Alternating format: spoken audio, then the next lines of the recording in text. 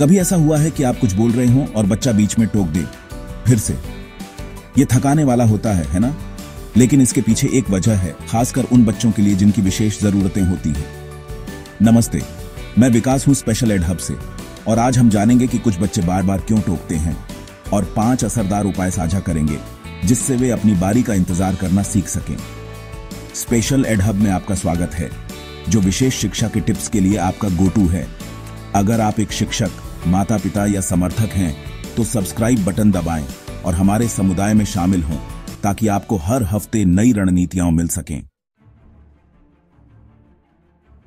पहले यह समझना जरूरी है कि छोटे बच्चों का दिमाग अभी भी विकसित हो रहा है। उनके मस्तिष्क की संरचना और कार्यप्रणाली अभी भी आकार ले रही है और इस प्रक्रिया में समय लगता है। उनका इंपल्स कंट्रोल उतना मजबूत नहीं होता, मतलब उन्हें अपनी भावनाओं और कार्यों पर काबू रखना मुश्किल होता है। जब वे किसी चीज के बारे में उत्साहित होते हैं तो वे तुरंत प्रतिक्रिया देते हैं, बिना यह सोचे कि इसका परिणाम क्या हो सकता है। कल्पना कीजिए कि उनके पास एक फिल्टर नहीं है जो उनके दिमाग में आने वाली हर बात को रोक सके। वे जो भी सोचते हैं उसे तुरंत व्यक्त करना चाहते हैं।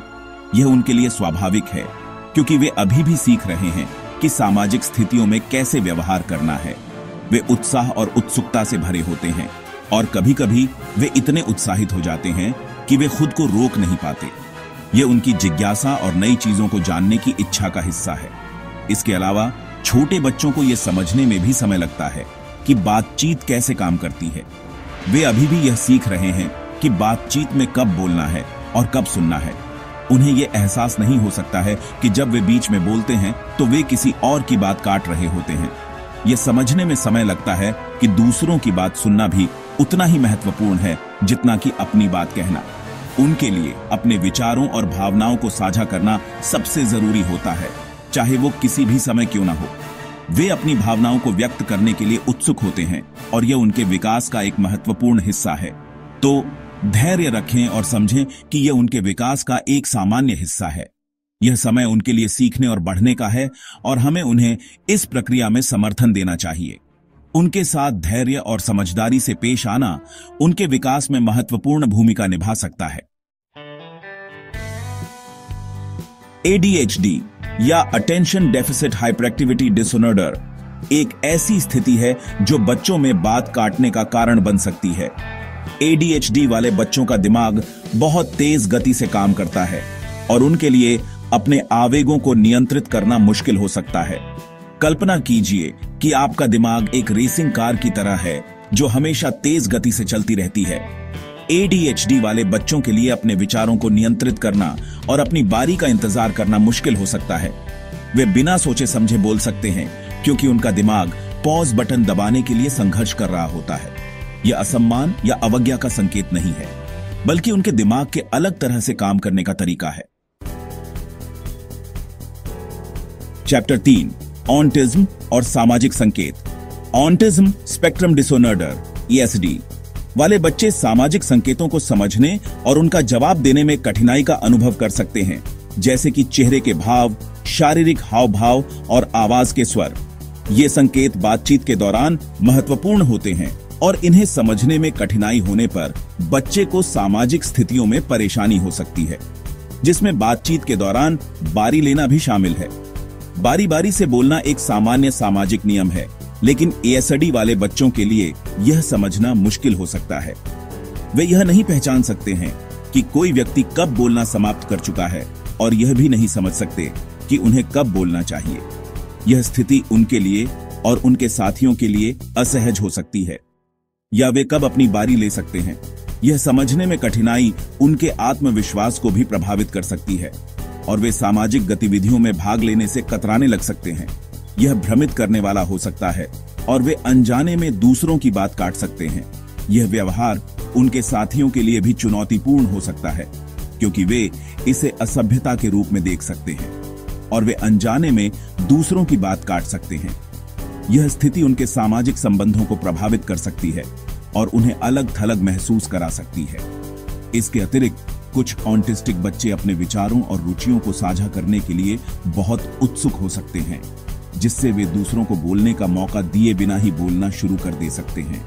यह उत्साह उनके लिए और उनके साथियों के लिए, दोनों के लिए चुनौतीपूर्ण हो सकता है, जिससे वे दूसरों को बोलने का मौका दिए बिना ही बोलना शुरू कर दे सकते हैं। यह स्थिति उनके साथियों के लिए असहज हो सकती है और समूह गतिविधियों में बाधा डाल सकती है।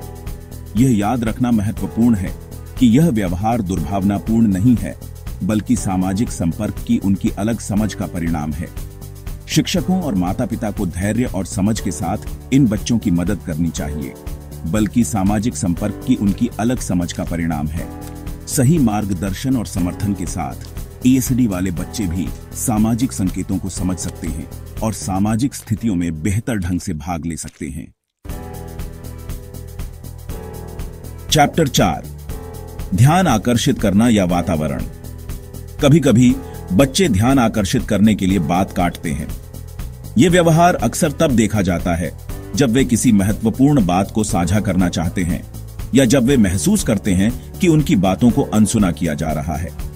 यह एक सामान्य प्रतिक्रिया है, खासकर छोटे बच्चों में जो अभी भी सामाजिक कौशल सीख रहे होते हैं। यदि उन्हें लगता है कि उन्हें अनदेखा किया जा रहा है या वे पर्याप्त ध्यान नहीं पा रहे हैं, तो वे बातचीत में कूदने और ध्यान आकर्षित करने का एक तरीका खोज सकते हैं। यह व्यवहार न केवल घर में बल्कि स्कूल और अन्य सामाजिक सेटिंग्स में भी देखा जा सकता है। बच्चों के लिए यह महत्वपूर्ण है कि वे महसूस करें कि उनकी आवाज सुनी जा रही है और उनकी भावनाओं का सम्मान किया जा रहा है। यह विशेष रूप से व्यस्त कक्षाओं या घरों में आम है, जहां बहुत अधिक उत्तेजना और प्रतिस्पर्धा होती है। जब बच्चों को लगता है कि उन्हें दूसरों के साथ प्रतिस्पर्धा करनी है, तो वे अधिक जोर से बोल सकते हैं या ध्यान आकर्षित करने के लिए असामान्य व्यवहार कर सकते हैं। यह स्थिति बच्चों के लिए तनावपूर्ण हो सकती है और उनके आत्मसम्मान पर भी प्रभाव डाल सकती है। इसके अतिरिक्त बच्चे अपने आसपास के लोगों से सीखते हैं। वे अपने माता-पिता, शिक्षकों और अन्य वयस्कों के व्यवहार को ध्यान से देखते हैं और उसे दोहराने की कोशिश करते हैं। यह सीखने की प्रक्रिया का एक महत्वपूर्ण हिस्सा है, लेकिन यह भी महत्वपूर्ण है कि वयस्क अपने व्यवहार के प्रति सचेत रहे। यदि वे नियमित रूप से वयस्कों को बात काटते हुए या बिना बारी की प्रतीक्षा किए बोलते हुए देखते हैं, तो वे उसी व्यवहार को मॉडल कर सकते हैं। यह बच्चों के लिए एक संकेत हो सकता है कि यह व्यवहार स्वीकार्य है और वे इसे अपनी दिनचर्या में शामिल कर सकते हैं। यह याद रखना महत्वपूर्ण है कि बच्चे अपने आसपास की दुनिया को अवशोषित करते हैं और वे जो देखते हैं और सुनते हैं उसे दोहराते हैं। इसलिए वयस्कों को चाहिए कि वे एक सकारात्मक उदाहरण प्रस्तुत करें और बच्चों को यह सिखाएं कि कैसे धैर्यपूर्वक और सम्मानपूर्वक बातचीत की जाए। यह न केवल बच्चों के सामाजिक कौशल को सुधारता है, बल्कि उनके आत्मविश्वास को भी बढ़ाता है। चैप्टर 5, सहानुभूति और समझ। जब बच्चे बात काटते हैं तो यह याद रखना महत्वपूर्ण है कि यह असम्मानजनक होने के बारे में नहीं है। यह अक्सर उनके दिमाग के काम करने के तरीके के बारे में है। वे जानबूझकर असभ्य या अशिष्ट होने की कोशिश नहीं कर रहे हैं। उनके पीछे के कारणों को समझकर, चाहे वह विकासात्मक अवस्था, ADHD, ऑटिज्म, ध्यान आकर्षित करने की आवश्यकता या पर्यावरणीय कारक हों, हम उन्हें बेहतर समर्थन दे सकते हैं। सहानुभूति और धैर्य के साथ हम उन्हें बातचीत में धैर्यपूर्वक बारी लेना और भाग लेना सिखा सकते हैं।